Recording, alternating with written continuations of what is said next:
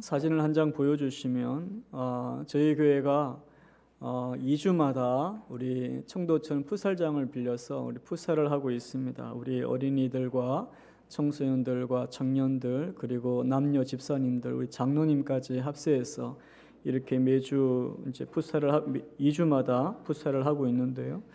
처음에는 한 군데를 빌려서 했는데 이제는 이제 사람들이 성도님들이 많아져서 두 군데를 빌려서 하고 있습니다.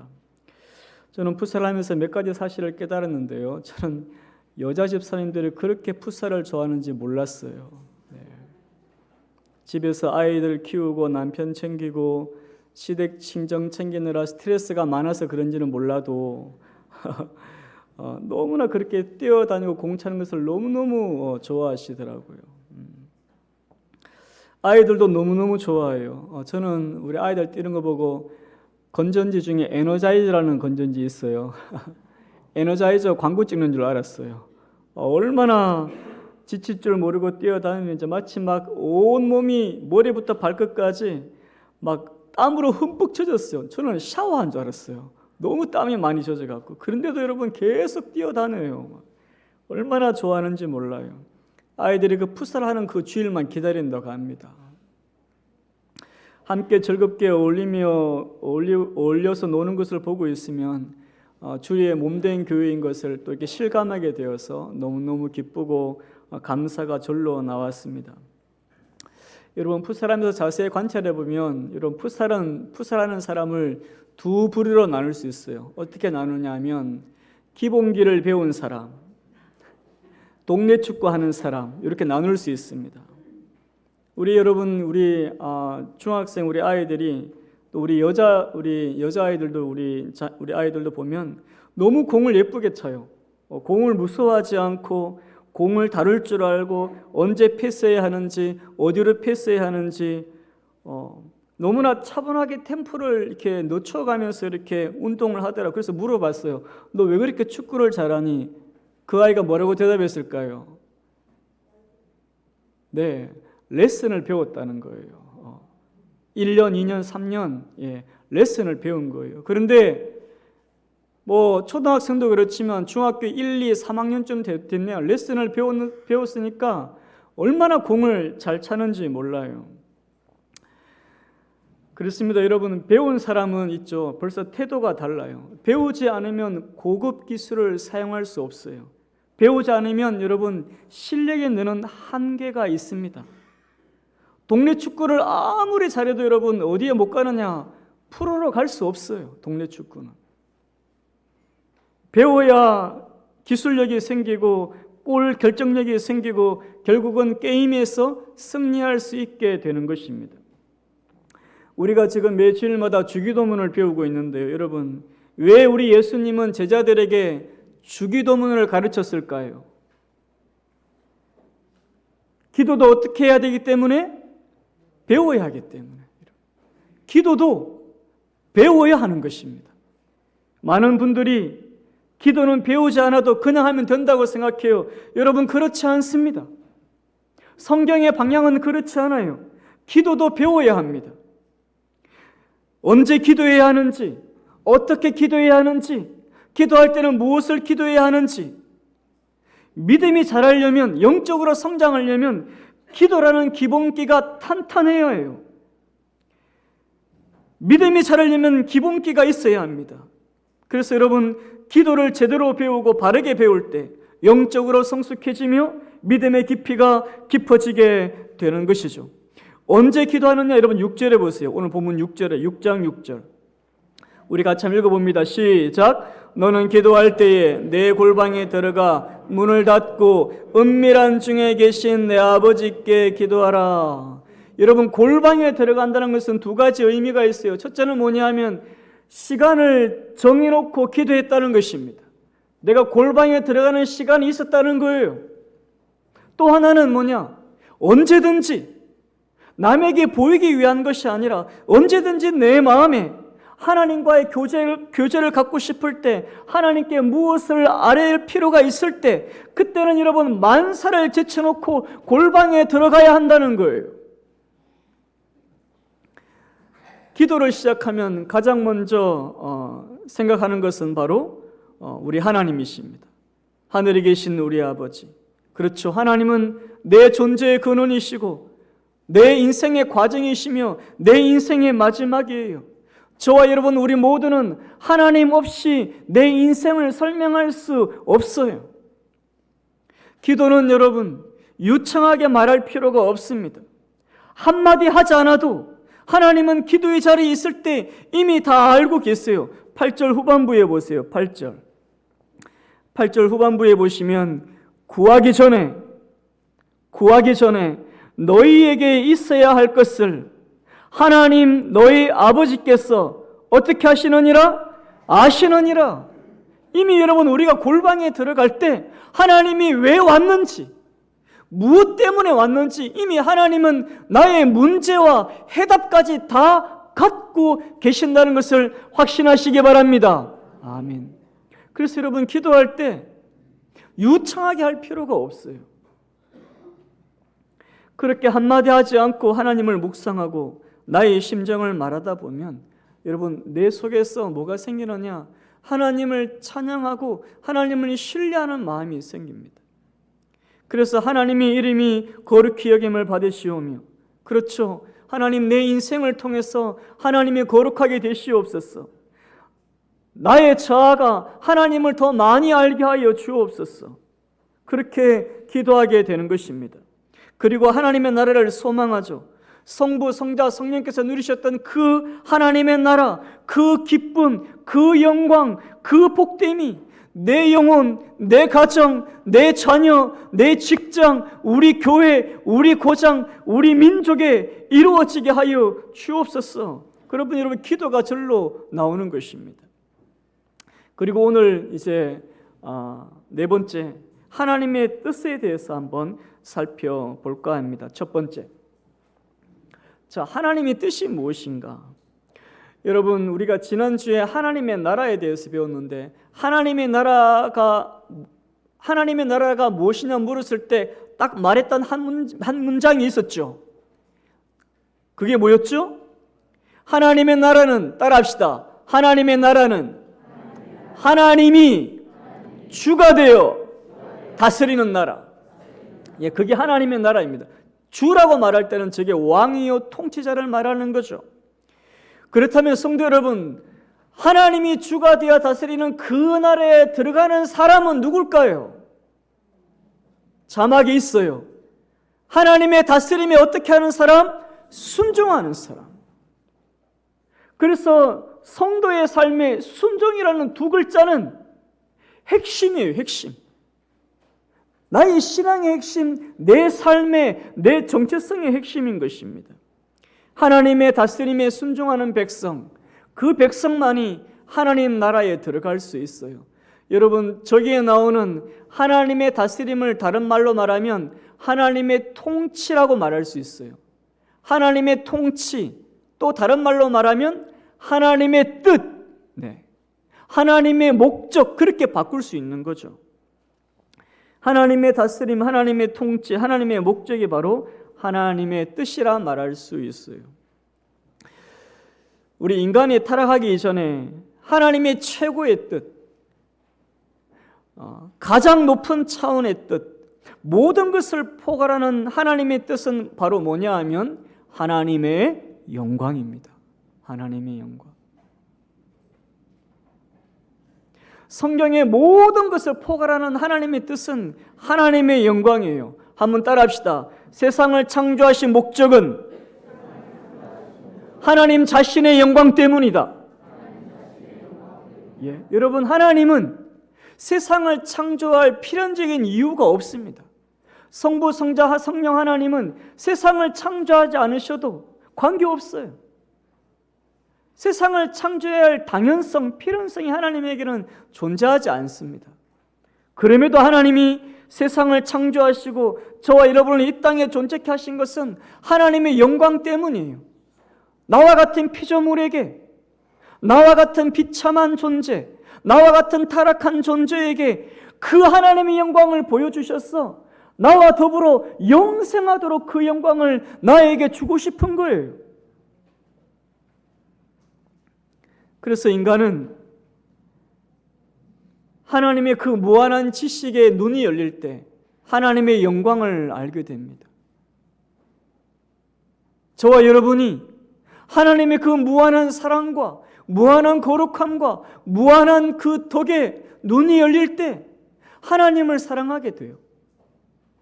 저와 여러분이 하나님의 그 무한한 기쁨과 행복에 눈이 열릴 때 하나님을 기뻐하게 됩니다.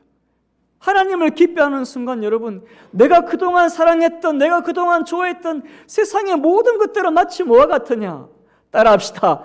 딱지, 구슬.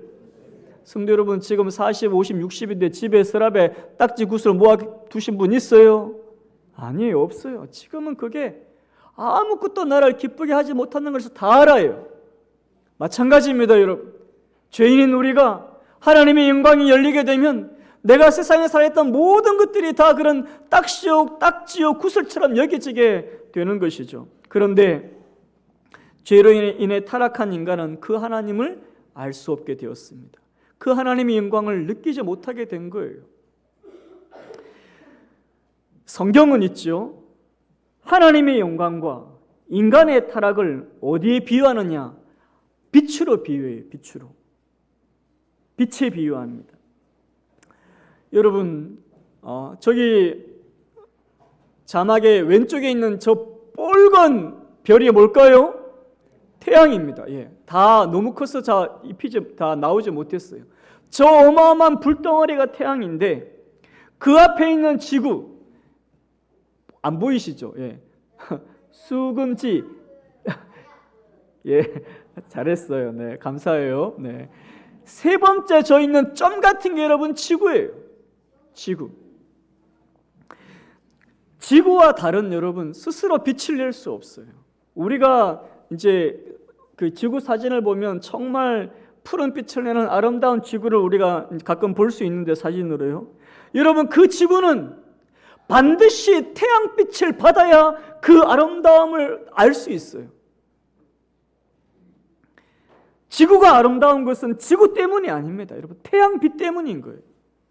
태양빛이 있어야 비로소 지구의 아름다움이 드러나는 것입니다. 그래서 지구의 아름다움이 드러났다는 것은 저 태양의 광채를 받았다는 거예요. 성경은 이것을 비유하거든요. 뭐냐? 타락한 죄인이 하나님을 알게 되었다는 것은 하나님의 저 영광의 광채를 받았기 때문이라고 성경은 말하고 있습니다. 고린도후서 4장 6절 우리 같이 한번 읽어보죠. 시작. 어두운 데에 빛이 비치라 말씀하셨던 그 하나님께서 예수 그리스도의 얼굴에 있는 하나님의 영광을 아는 빛을 우리 마음에 비추셨느니라. 여러분, 저와 여러분이 어떤 이유에서든 이 주일날 골프 치러 가지 않고 낚시하러 가지 않고 스핑하러 가지 않고 등산 가러 가지 않고 카바레에 가지 않고 나이트클럽에 가지 않고 또 없나요? 갈만한 데가. 여러분 그런데 안 가고 이 자리에 있는 것은 죄인인 저와 여러분의 마음에 하나님의 영광의 빛이 비추어졌기 때문인 줄로 믿습니다. 여러분 그래서 우리가 이 자리에 있는 것입니다. 그 사람의 동기가 어땠던지 간에 빛은 피조물에게 비추었다가 다시 태양으로 돌아가요. 제가 표현이 약간 이상한데 태양으로 돌아간다는 표현이 생각이 그거밖에 안 났어. 예.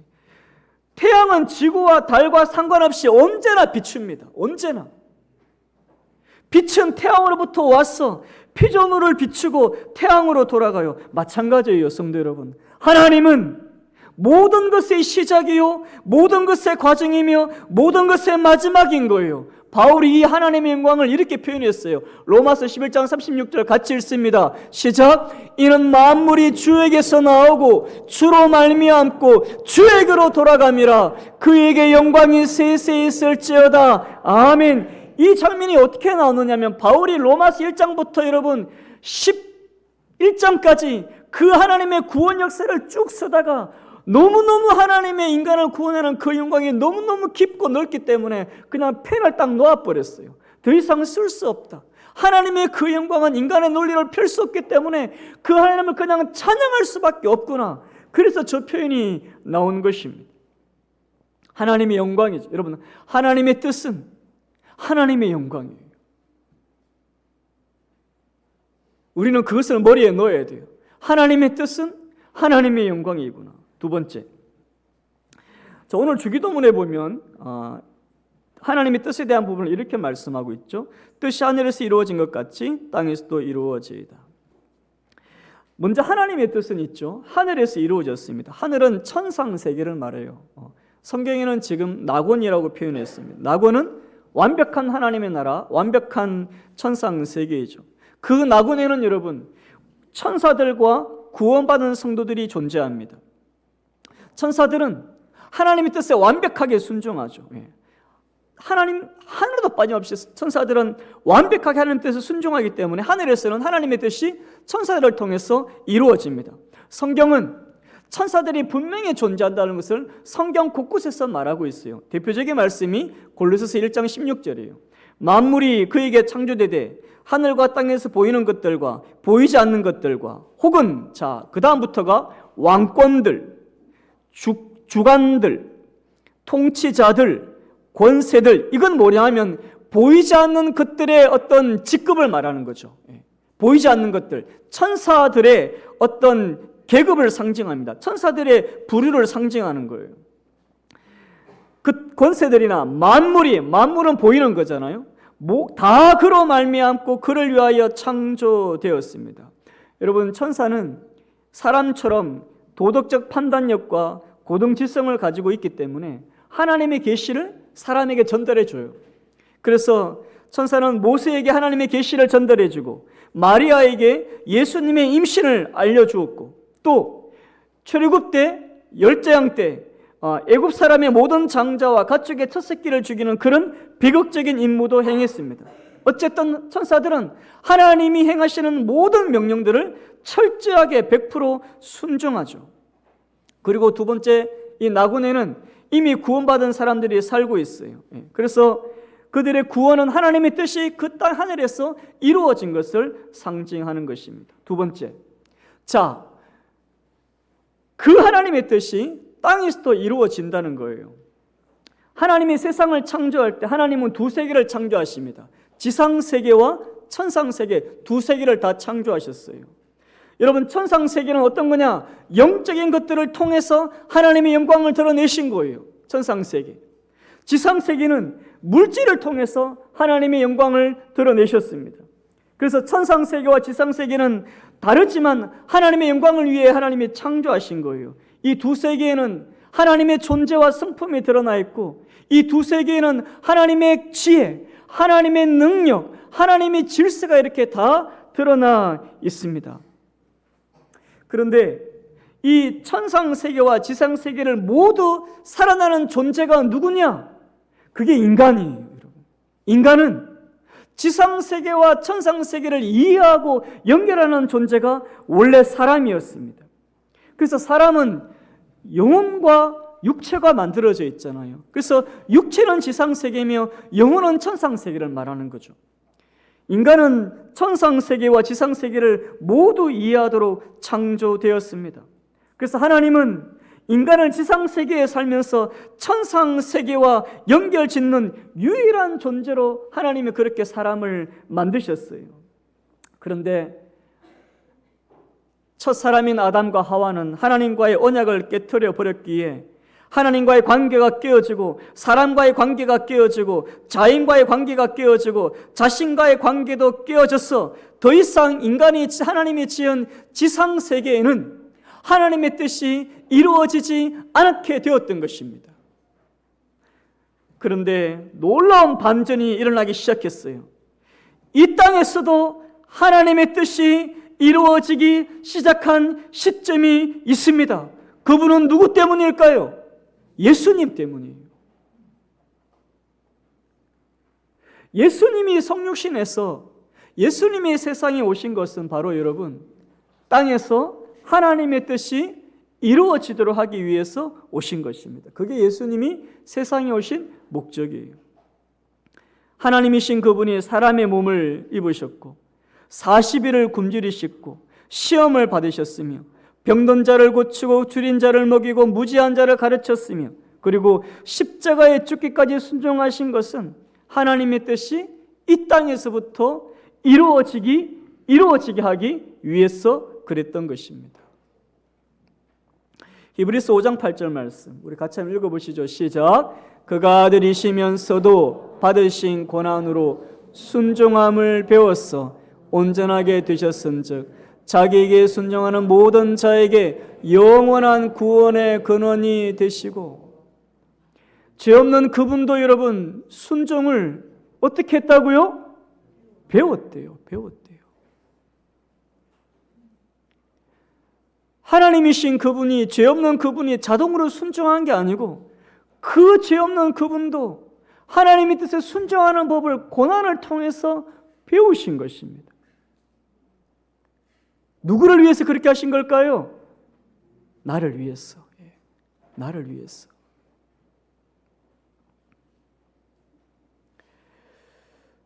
자, 우리 세 번째 제목을 한번 따라 읽어야 됩니다. 한번 따라 합시다. 성도의 삶은 하나님의 뜻이 이루어지는 것이다. 여러분, 이 명제는 굉장히 중요합니다. 성도의 삶은 하나님의 뜻이 이루어지는 거죠. 그 하나님 뜻이 뭐였죠? 하나님의 뜻이 하나님의 영광.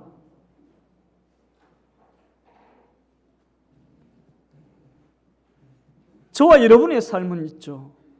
내가 소망하고 내가 바라는 대로 이루어지지 않아요.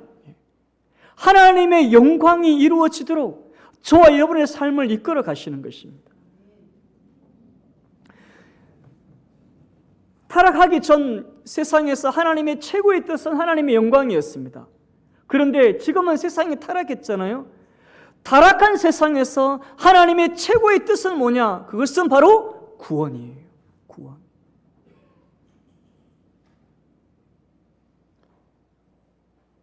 그러므로 구원은 타락한 세상에서 나타나는 하나님의 영광입니다. 그래서 구원과 하나님의 영광은 같은 말이에요. 같은 말. 저와 여러분이 이 땅에 사는 삶에 나타나는 하나님의 최고의 뜻은 뭐냐? 따라합시다. 예수를 바르게 믿고 제대로 믿어서 구원받는 것이다. 여러분, 그것입니다. 그게 저와 여러분을 향한 하나님의 뜻인 거예요. 요한복음 6장 39절에 보면 이렇게 주님 말씀하셨어요. 나를 보내신 이의 뜻은, 나를 보내신 이가 누구죠? 하나님이시죠. 하나님의 뜻은 내게 주신 자 중에 내가 하나도 잃어버리지 아니하고 마지막 날에 다시 살리는 이것이니라. 하나님의 선택한 백성을, 하나님이 예정한 백성을 하나도 놓치지 않고 다 구원하겠다는 거예요.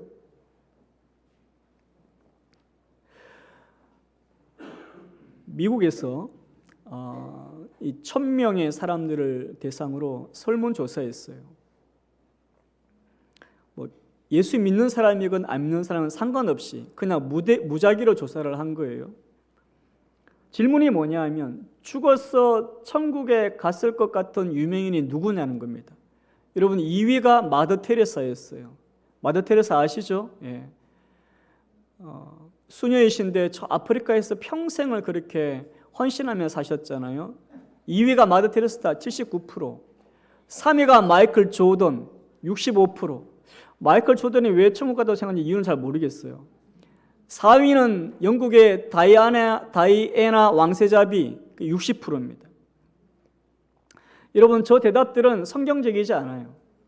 미국 사람들은 문화가 기독교 문화이기 때문에 그냥 아마 사람들이 저렇게 말한 것은 뭐냐 하면 신앙에 상관없이, 예수 믿건 안 믿건 상관없이 모든 사람들에게 희망과 소망을 주었기 때문에 천국 갔을 것이라는 막연한 생각이에요. 여러분, 저거는 신뢰할 수 없어요. 저 대답의 신뢰도는. 왜? 예수 없이는 구원받을 수 없기 때문에 그랬어요. 그런데 사람들은 저렇게 생각한다는 것입니다. 좋은 일을 많이 하고 훌륭한 일을 많이 하고 사람들에게 희망과 소망을 많이 준 사람들은 아마 죽어서 천국 갔을 것이다, 이렇게 생각한다는 거예요. 근데 놀랍게도 여러분, 저 세 사람보다 월등하게 많은 87%를 차지하는 인물이 있어요. 누굴까요?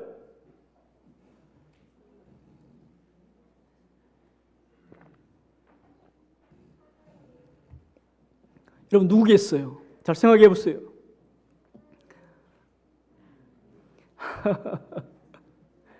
(87% 여러분.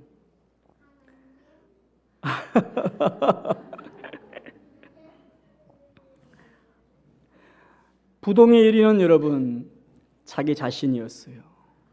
자기 자신. 여러분 이 설문조사가 뭘 말하느냐? 사람은 구원의 문제에 대해서는 어떻게 생각한다고요? 자기 중심적으로 생각해요. 구원의 문제에 있어서는 자기 자신에게 매우 매우 관대합니다.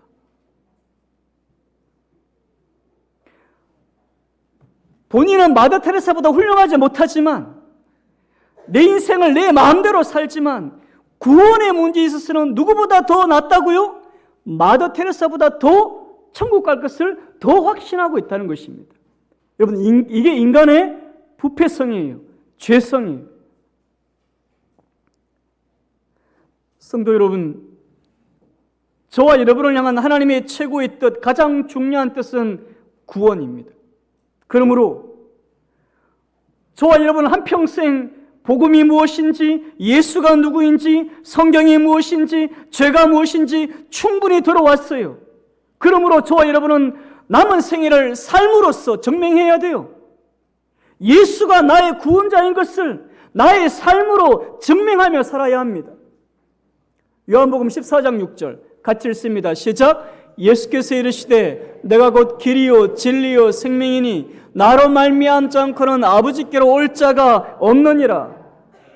예수 외에는 구원자가 없는 줄로 믿습니까? 아멘. 그렇다면 성도 여러분, 우리는 예수가 나의 유일한 구원자임을, 내가 유일한 구원자를 예수를 믿는 백성임을 나의 삶으로 증명하며 살아야 해요.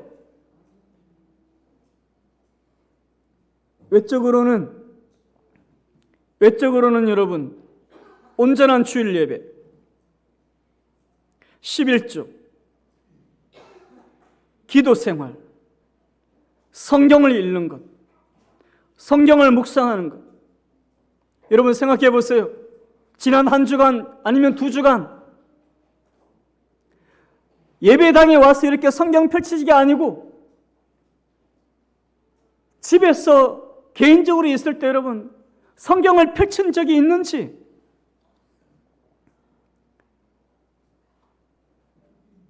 어떤 어려운 문제 때문에 그걸 가지고 하나님 앞에 나아간 적이 있는지,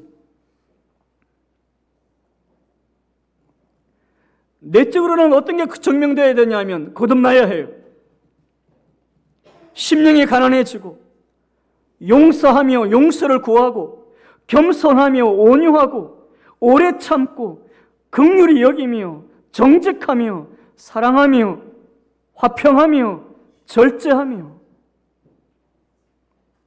하나님은 저와 여러분의 구원을 위해서 우리의 인생에 두 가지 일을 행하신다. 첫째는 뭐냐 하면 죄를 드러냈어요.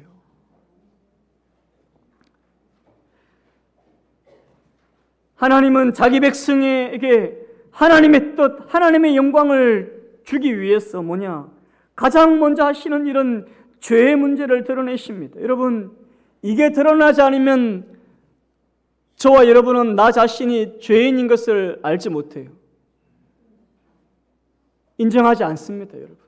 아무리 착하게 보이는 사람, 아무리 선하게 보이는 사람도 자기 자신을 죄인으로 인정하지 않아요. 죄의 본질은 뭐냐 하면 하나님이 자신의 주 되심을 거부하는 것입니다. 주가 뭐죠? 왕이라는 말이죠. 통치자. 나의 존재와 생명과 재능과 시간과 미래와 물질과 가족과 자식 모든 것의 주인이 하나님이심을 거부하는 거예요. 그러므로 여러분, 죄의 본질은 나 자신을 위해 사는 것입니다. 사람을 죽이지 않아도, 폭력을 행사하지 않아도, 사기를 치지 않아도, 파출소를 들락거리지 않아도 하나님을 사랑하는 마음이 없고 말씀에 순종하고자 하는 마음이 없고 자기 인생, 생명, 재능, 물질, 시간, 미래를 자기 것이라 여기며 불평불만하고 미워하고 남 탓하고 원망하며 사는 그런 삶이 죄라는 것을 하나님이 깨닫게 하시는 거예요. 저는 제 인생 전반부의 삶에 하나님이 왜 그런 고난과 아픔을 주셨는지 저는 이해됐어요. 뭐냐? 하나님이 저의 죄를 드러내신 거예요. 그런 삶을 통해서 어떤 죄? 순종하지 않는 죄.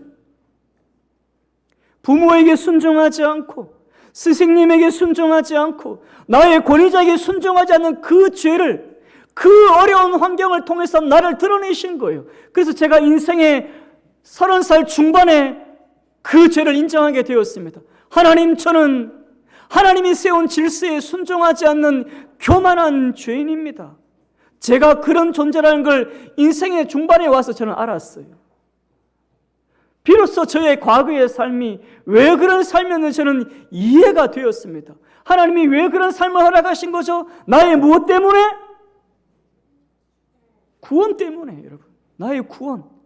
나의 구원을 위해서는 내 속에 있는 그 죄를 하나님이 드러내지 않으면 내가 구원받을 수 없기 때문이에요.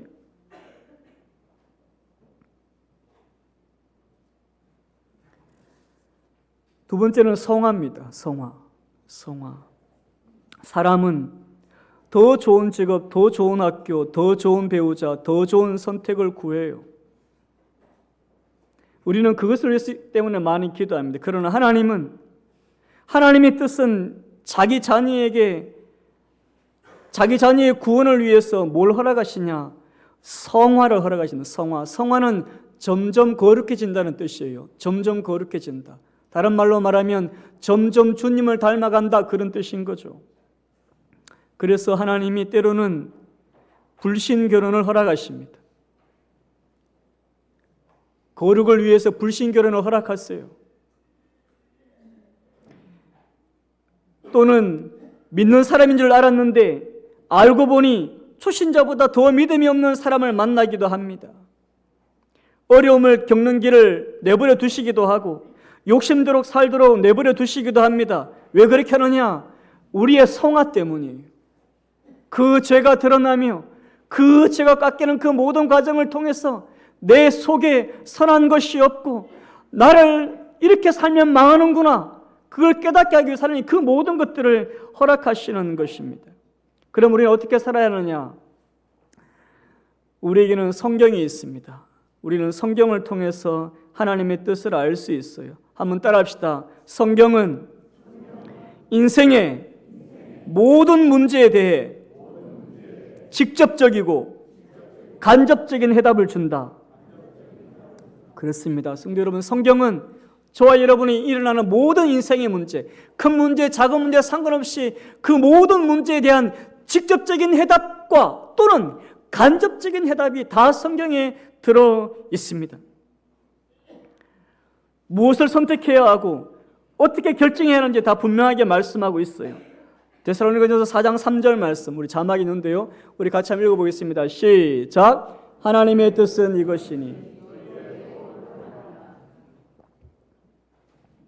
하나님, 어느 자매가 결혼 정년기가 되었는데 세 남자가 동시에 나를 좋아해. 1번 남자, 2번 남자, 3번 남자. 근데 다 좋아. 1번 남자는 이래서 좋고 2번 남자는 이래서 좋고 3번 남자는 이래서 좋고 다 좋아. 하나님, 어느 남자와 결혼해야 됩니까? 여러분, 이게 성경에 있어요, 없어요? 없어요. 성경에 직접적인 뜻은 없지만 간접적인 뜻은 있는 거예요. 너희의 뭐 때문에? 거룩함. 너의 거룩함을 위해서 택하라. 너의 거룩함을 위해서 택하는 그것이 하나님의 뜻인 거예요. 하나님, 이 직장을 가야 합니까? 저 직장을 가야 합니까? 주님이 말씀하세요. 뭐가 하나님의 뜻이라고? 너의 거룩함. 그 직장을 통해서 하나님을 더 잘 믿을 수 있다면 그걸 택해라. 이 직장이 하나님과 멀어지게 한다면 그것을 버려라. 그것이 하나님의 뜻인 것입니다. 우리 젊은 사람들은 여러분, 직업을 구할 때 신앙을 잘 지킬 수 있는 직장을 구하는 분별력을 가져야 해요.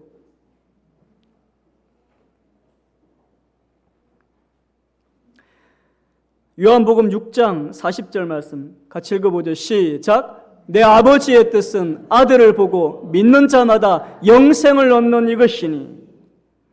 하나님 시험 기간인데 우리 아이들 몇 주만 교회 안 보내면 안 되나요? 아닙니다, 여러분. 하나님의 뜻은 우리의 자녀가 무엇을 얻는 것이라고요? 영생을 얻는 것입니다. 여러분, 시험 때마다 예배에 빠지면 여러분, 앞으로 인생을 살면서 그런 일들이 얼마나 많겠습니까? 부모는 자녀로 하여금 주의를 소중하게 지키도록 여러분 훈계하고 가르치고 교육해야 돼요. 왜 여러분 학원 빠지면 그렇게 잔소리를 하지만 교회를 안 가면 왜 잔소리를 안 하시는 거예요, 우리 어머니들?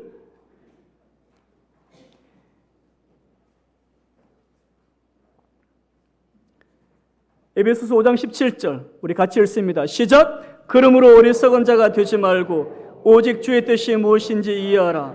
술 취하지 말라. 이는 방탕한 것이니 오직 성령으로 충만함을 받으라. 데살로니가후서 5장 16절 항상 기뻐하라. 쉬지 말고 기도하라. 범사에 감사하라. 이것이 그리스도 예수 안에서 너희를 향하신 하나님의 뜻이니라. 베드로전서 3장 17절 같이 읽습니다. 선을 행함으로 고난받는 것이 하나님의 뜻일진데 악을 행함으로 고난 받는 것보다 나으니라. 아멘. 말씀의 결론이에요. 성도 여러분, 신앙은 믿음은 있죠. 한 방에 끝나지 않습니다. 여러분, 믿음은 대박이라는 게 없어요. 로또도 대박이 있고 사업도 대박이 있는데 여러분, 믿음은 대박이 없어요. 믿음은 마치 뭐와 같으냐? 믿음은 뜨개질과 같습니다. 뜨개질. 한 땀 한 땀 여러분 떠야 되는 거예요. 하루아침에 없던 믿음이 생길 수가 없고, 하루아침에 믿음의 가문이 될 수가 없고, 하루아침에 좋은 교회, 믿음의 교회가 될 수 없습니다. 그러므로 성도 여러분, 저와 여러분은 어떻게 되느냐? 다음 자막. 여러분, 작은 것에 하나님의 뜻을 순종해야 해요. 그래야 인생의 크고 중요한 일에 하나님의 뜻을 분별할 수 있어요. 작은 것에 승리하지 못하면 어떻게 여러분 크고 중요한 일에 승리할 수 있습니까? 작은 싸움에서 지는데 어떻게 큰 싸움에서 승리할 수 있어요? 그것은 불가능합니다. 그건 불가능한 거예요. 따라합시다. 작은 순종을 소홀히 하지 말고 작은 죄를 하찮게 이기지 말자. 그렇습니다, 성도 여러분. 우리는 작은 것에서부터 하나님의 뜻을 순종하려고 몸부림쳐야 돼요. 여러분, 그게 자동으로 되는 사람이 누가 있습니까? 전들 그게 자동으로 됩니까? 몸부림을 치는 거예요. 작은 것에. 그 작은 것에 순종하다 보면 인생에 정말 크고 중요한 일에 여러분 하나님의 뜻을 분별하게 돼요. 눈에 딱 보여요. 그냥 모르는 게 아니고 작은 일에 순종하다 보면 큰 것에 눈이 딱 보여. 이렇게 선명해. 그렇죠, 성도 여러분. 우리는 작은 일에 순종하며 또 그 작은 일의 순종을 소홀히 하지 말고 작은 죄를 하찮게 여기지 말아야 합니다. 그래야 크고 중요한 일에 하나님의 뜻을 분별하여서 저와 여러분이 하나님의 영광이 되는 삶을 살 수 있으며 이 땅에 우리가 예수 믿을 때 하나님이 나에게 주신 그 많은 복을, 그 영광을 위해 살 때 그 복을 이 땅에서 누리며 살게 되는 것입니다. 그런 은혜가 있기를 주의 이름으로 축복합니다. 아멘. 기도하겠습니다.